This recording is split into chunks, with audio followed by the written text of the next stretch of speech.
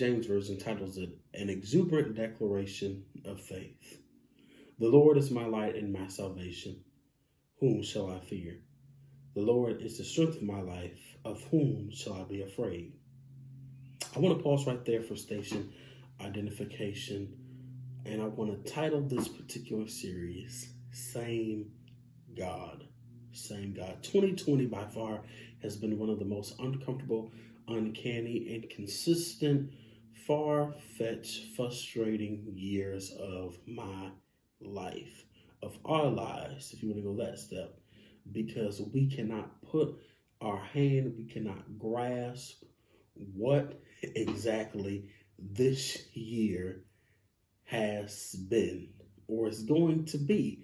2020 was supposed to be the year of clear vision, of clear miracles, of clear whatever you thought. It was just supposed to be clear. That's the assumption that coming into 2020, what it's supposed to be. And that has been the exact opposite. But what I do know, and I'm confident that that will remain, is that God is still in control, and God still has you and me in the palm of his hands. And he'll never leave us, he'll never forsake us, but this is what we have to do.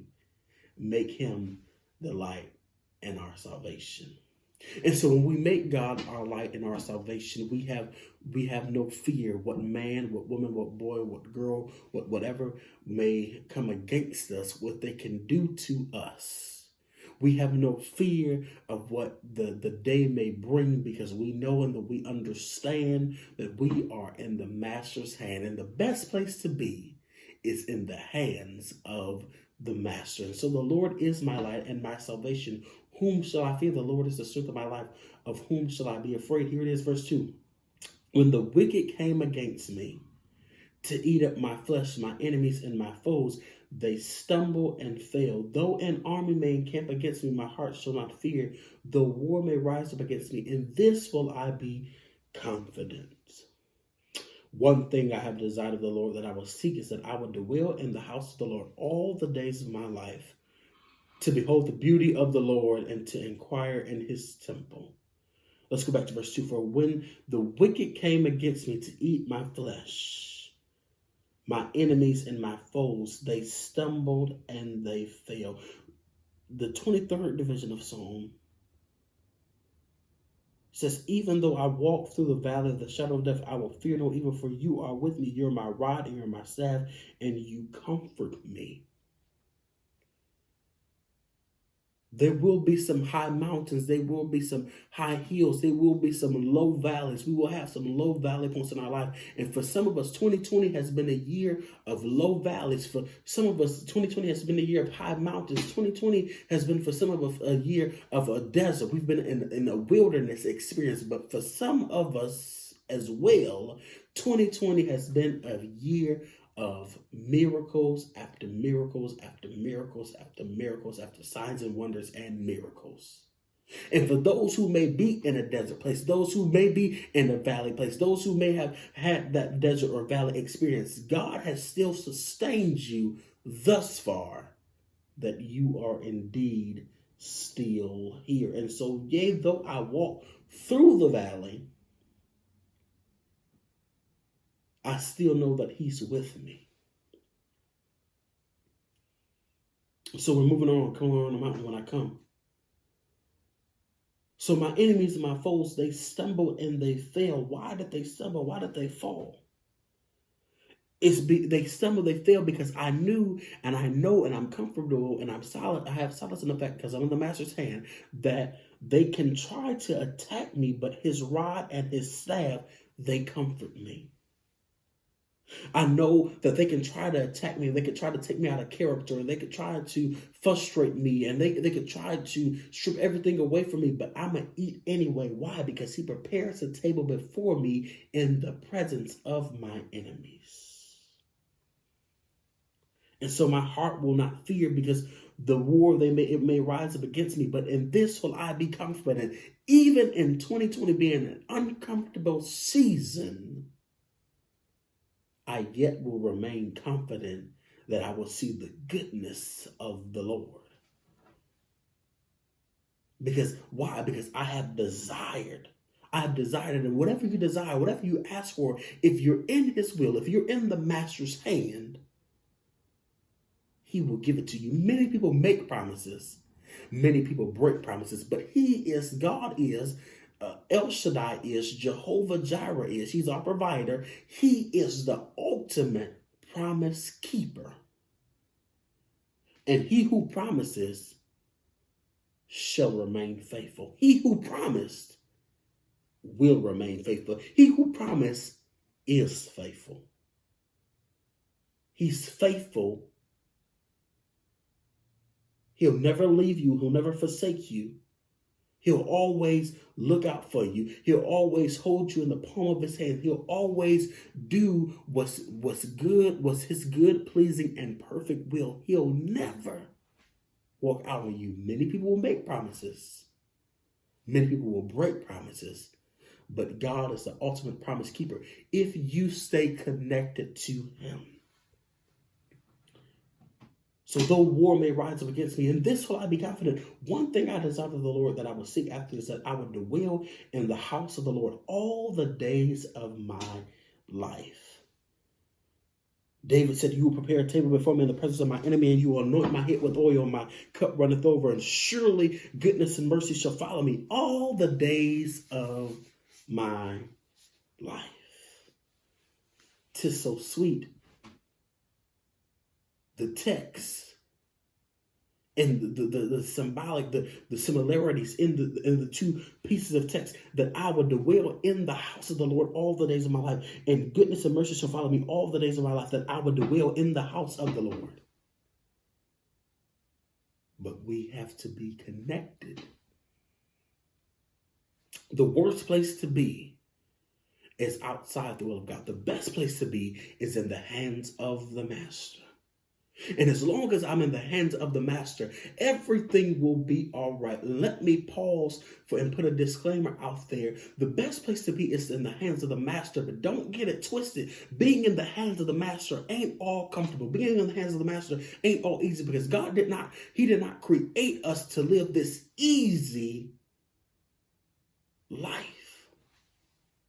He created us, he designed us to follow his good, pleasing, and perfect will. But if we follow and we abide and we walk the straight path that he set before us in his good, pleasing, and perfect will, that temptation may come, temptation may arise. People may encamp themselves around us, round about. But we know and we have solace in the fact that if we follow after him, everything will be all right. So no, everything won't be a tiptoe through the tulips. Everything won't be a dazzling dance with the daisy. Everything won't be good like fried chicken, candy yams, and macaroni and cheese. But we know, because we trust in him, that as long as we're in the master's hand, everything will be all right. The same God of Abraham, Isaac, and Jacob is the same God of me, is the same God of you, and he will never leave us or forsake us. The same God. Furthermore, understanding the fact that God did not call us, he did not call us to always be in a place of comfortability. He didn't always call us to be in a place of familiarity. He didn't always call us to be in a place of when we can be at peace. But see, the issue is most of us aren't at peace because we're missing. We have the missing piece. Here's your Christmas message right here. We're missing the peace, and the peace is Emmanuel. And he said, and you will be told, he said, you will bear a child, and you are to name him Emmanuel. And when it's in essence mean, and God is with us. And so we're missing peace, and we're missing joy, and we're missing living life, and we're missing happiness, and we're missing all these various elements and things, not because somebody's attacking us, not because somebody's trying to take us out of our character, because we're missing it, because we're missing him. We are not connected to him. We are not constantly in him. We are not constantly walking with him. We're not constantly in communion with him. We're not constantly, give us this day our daily bread. We are not constantly sitting at the table, eating the bread of life and learning and growing in the ways and the knowledge of God. And so the worst place to be is outside the will of God, and the best place to be is in the will of God. But never get so comfortable that you feel and you believe you're inside the will of God, that you're outside the will of God. Hear me clearly. God did not call us to be in a place of familiarity every step of our life. God did not call us to be in a place of comfortability in every place of our life. And don't get it twisted. Don't get you being comfortable twisted. Because it ain't to a point, to an extent, you ain't comfortable, you complacent. And God didn't call you to be complacent. He called us to be peculiar people. He calls us to be the light on the city of the hill. He calls us to some folks, some conversations we got to have, some things we got to do, some things even if we don't agree with, we don't like it, we got to do it because he calls us to do it. But hear this and know this and have solace in it and sleep well at night, knowing that he will never, if he directs your paths and you follow the path that he directed because you made him your strong tower, you made him your strength, and you made him your secret place, he will always do what is best for you. And the answer is in your exaltation. And the answer, if you make the altar your antidote, everything will be all right. But the Lord is the light of your salvation. Whom shall you fear? The Lord is the strength of your life. And whom shall you be afraid? Though they may attack you, though they may come after you, in this will you be confident. One thing that you desire of the Lord, one thing that I desire of the Lord, that I will seek after, is that I will dwell in the house of the Lord forever. I don't have to worry about evil befalling me or plagues coming near my dwelling. Why? Because at the top of Psalms 91 it says, he who dwells in the secret place. If I dwell in the secret place and I have a relationship with God and I'm connected to the source, I don't have to worry. I don't have to fret. I don't have to get upset. I don't have to folly. I don't have to slip away because I know and I take solace in the fact and I sleep good at night because I'm not missing the peace, because I have peace, because I'm not missing the peace, because I have peace, and the peace is Emmanuel. Oh, walk with me. Walk with me in this journey called life.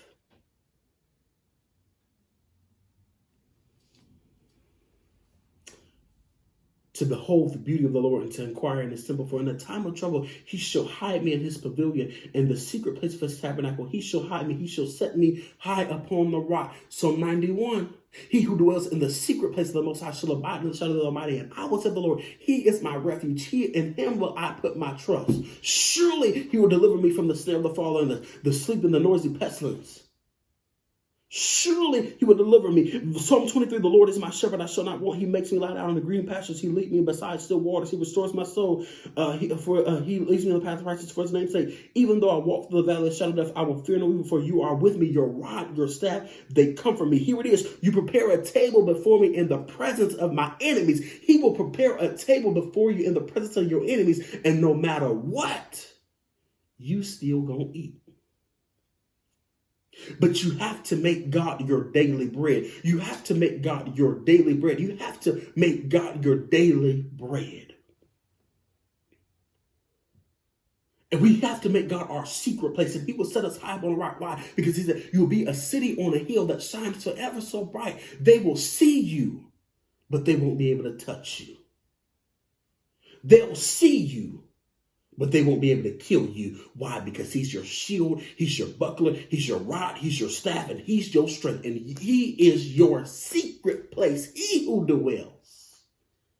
The same God of Abraham, Isaac, and Jacob. The same God. The same God that gave David the power to take a slingshot and to kill Goliath. The same God. The same God that delivered Daniel from the lion's den. The same God. The same God that saves Jonah from dying in the well. Even after he went out of the will of God. Even after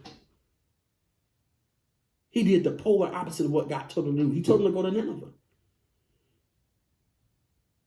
The same God still delivers, still heals, still sets free, still makes a way. But you have to be connected and you have to stay connected, and you never can be so comfortable in the will that you're out of the will and you don't even know it. Because it can look good on the inside, on the outside, but on the inside, it really hurts. On the inside, you really got this deep and dark void. On the inside, you really got a lot of insecurities. On the inside, you really don't know the right from the left from the right. It just looked good on the outside. And so on the outside, everything looks copacetic. Everything seems copacetic. Everybody says, oh, you're doing good. You're looking good. You're doing this. You're doing that. But on the reality of it is, you are hurt. You're broken and you ain't got no peace.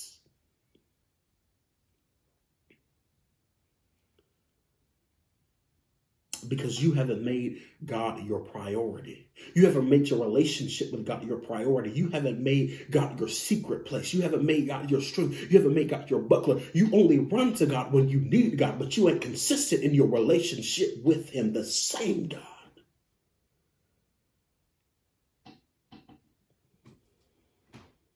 And now my head shall be lifted above my enemies. Therefore, I will offer sacrifices of joy in this tabernacle. I will sing, yes, I will sing praises to the Lord. Hear, O Lord, when I cry with my voice. Have mercy also upon me and answer me. When you said, seek my face, my heart said to you, your face, Lord, will I seek. Do not hide your face from me. Do not turn away your servant in anger. You have been my help. Do not leave me nor forsake me, O God of my salvation. When my father and my mother forsake me, then the Lord will take care of me. Teach me your way, O Lord, and lead me in the smooth path because of my enemies. Do not deliver me to the will of my adversaries, for false witnesses have risen against me, such as they breathe out violence. Proverbs chapter 3. Proverbs chapter 3 simply says this. Here it is from verse 6 to verse 12. I can summarize what Proverbs chapter 3. If we abide solemnly in the book of Proverbs and we use the wisdom and the knowledge and the teachings of Jesus of the book of Proverbs and Christ, and we use the rules and the guidelines that God has set before us in the teachings and the knowledge of Proverbs chapter 3, here it is. My son, do not forget my teaching, but let your heart keep my commands. For length of days and years will I add, and peace will they add to you. Let not steadfast love and faithfulness forsake you. Bind them around your neck. Write them on the tablet of your heart, so you will find find favor and good success in the sight of God and man. Trust in the Lord with all your heart and lean not to your own understanding. Acknowledge him in all your ways, and he will direct your path. So it is verse 7. Be not wise in your own eyes. Fear the Lord and turn away from evil. It will be healing to your flesh and a refreshment to your bones. Honor the Lord with your wealth and with your first fruits and all your produce. Then your barns will be filled with plenty, and your vats will be bursting with wine. My son, do not despise the Lord's discipline, or be weary of his reproof. For the Lord reproves whom he loves, as a father the one whom he delights, a son in whom he delights. Trust in the Lord with all your heart, and lean not to your own understanding. Acknowledge him in all your ways, and he will direct your paths. Here it is, back to Psalms 23. The Lord is my shepherd, I shall not want. He maketh me to lie down in green pastures. He lead me beside still waters. He restores my soul. He lead me in the path of righteousness for his name's sake. Yea, though I walk through the valley, he leads me in the path of righteousness for his name's sake. And yea, though I walk through the valley, there will be some valley times. 2020 for some of us has been some valley times, but I will fear no evil. Why? Because I follow in his righteousness. I follow because goodness and mercy will follow me all the days of my life. And so the path that I'm going to keep on walking, I'm going to walk it straight away, because I know eventually that I'm going to be so far ahead that my enemies, they can't attack me. They can't catch up with me, and I'm going to be set up high upon a rock, and they can see me, but they can't hurt me. They can see me, but they can't kill me, because he's a protection over me. Psalms chapter 1. Psalms division 1, I'm sorry. The first division simply reads, blessed is the man who walks in the counsel of the not in the counsel of the ungodly, nor stands in the way of the sinners, nor sits in the seat of the scornful, but his delight is in the law of the Lord, and in it does he meditate day and night. And he shall be like a tree planted by the streams of water, that bear fruit in its season, and his leaf does not wither, and whatsoever he doeth shall prosper. For the ungodly are not so, but like a chaff which the wind drives away. And so and therefore the ungodly shall not stand in the judgment, nor sinners in the congregation of the righteous. For the Lord knoweth the way of the righteous, but the way of the ungodly shall perish. Why does the Lord know the way of the righteous? Because he directs the way of the righteous. And if we follow his rules, if we follow his guidelines, if we stay in the master's hands, if we stay in the potter's hand, if we keep the potter's touch, he will direct our ways, and the way of the ungodly shall perish. Because here it is again, we'll be so far up. We're the city, we're on the hill that shines so bright that we're so far up, and they can see us, but they can't attack us. Because he's a shield and a buckler around us. Though they slay me, yet will I trust. And so we will write them on the tablets of our hearts to trust in the Lord with all our hearts and lean not to our own understanding, to acknowledge him in all our ways, and he will direct our paths. He is the bread of life. Baby, we gonna eat. They can try to come after us, but we gonna eat. And not only are we gonna eat, and not only are we gonna live at peace, I'm gonna sleep, and I'm gonna sleep good. Every night, I'm gonna sleep good. I'm gonna have an overwhelming sense of peace. I'm not gonna let what's going on bother me or take me out of my character, because I know that I'm in the master's hands. And here it is, and I close. I hope you enjoyed this podcast. I would have lost heart unless I had believed that I would see the goodness of the Lord in the land of the living. Wait on the Lord. Be of good courage, and he shall strengthen your heart. Wait, I say, on the Lord. I got to go here. Psalms 91. I got to go here. He who dwells in the secret place of the Most High shall abide in the shadow of the Almighty. I will say the Lord, my refuge and my fortress, my God, in him will I trust. For you will deliver me from the snare of the fowler, from the deadly pestilence, and he will cover you with his pinions, and under his wings you will find refuge. His faithfulness is a shield and buckler. You will not fear the terror of night, nor the arrow that flies by day, nor the pestilence that stalks in the darkness, nor the destruction that lays waste at noonday. 1,000 may fall at your right hand, 1,000 may fall at your side, 10,000 at your right hand, but it will not come near you. You will only look with your eyes and see the recompense of the wicked, because of you have made the Lord your dwelling place. The Most High is my refuge. And here it is in verse 10. No evil shall befall thee, no plague will come near thy dwelling, for he will give his angels charge over you to guard you in all your ways. Let's go back to verse 9. Because you have made the Lord your dwelling place.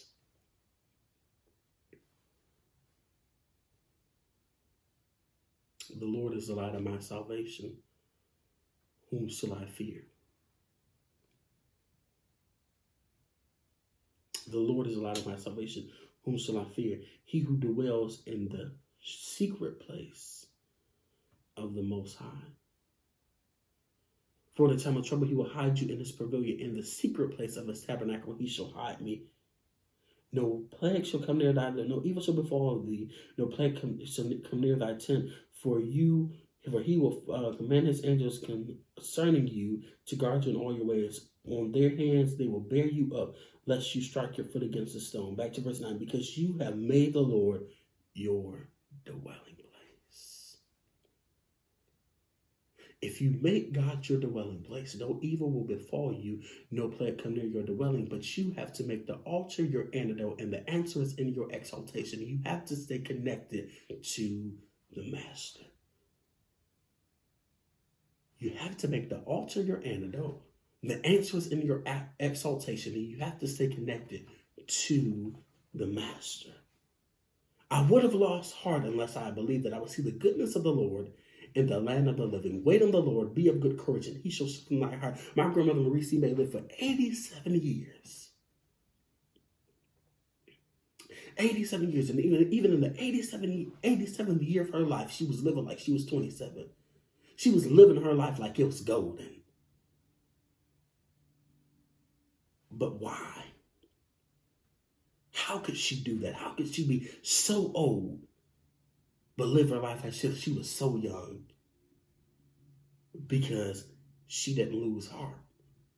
And she believed that she would see the goodness of the Lord in the land of the living. She knew that and here it is. It is possible. God created us. He designed us to do his good, pleasing, and perfect will. And you can, if you stay in his hand, live in peace on earth, reap the benefits on earth, and then die and gain an even greater reward. And so my grandmother, she lived in peace on earth, gained and reaped the benefits on earth, and then died peacefully and went and got her greater reward. But why? Because she never lost faith. She never lost hope. She always believed. She always pressed through. She always pressed through. Thank you, Robert and Edwina Majors. Thank you, Freddie and Allie Miller. Thank you, Marie C. May. Thank you, Freddie Turner Johnson. Thank you, Larry Lee Johnson. Thank you, Charles Turner. Thank you, Rudolph Anthony May. Thank you, Mama. Thank you, Daddy. Thank you for always believing that even in the midst of uncertainty, that God would always provide, that God would always protect, that God would always heal, that God would always deliver. Thank you, Marie C. May, for teaching us that if we believe, we'll see the goodness of the Lord in the land of the living. The same God of Abraham, Isaac, and Jacob is the same God of you and me. Stay connected to the source. Stay in the Master's hand.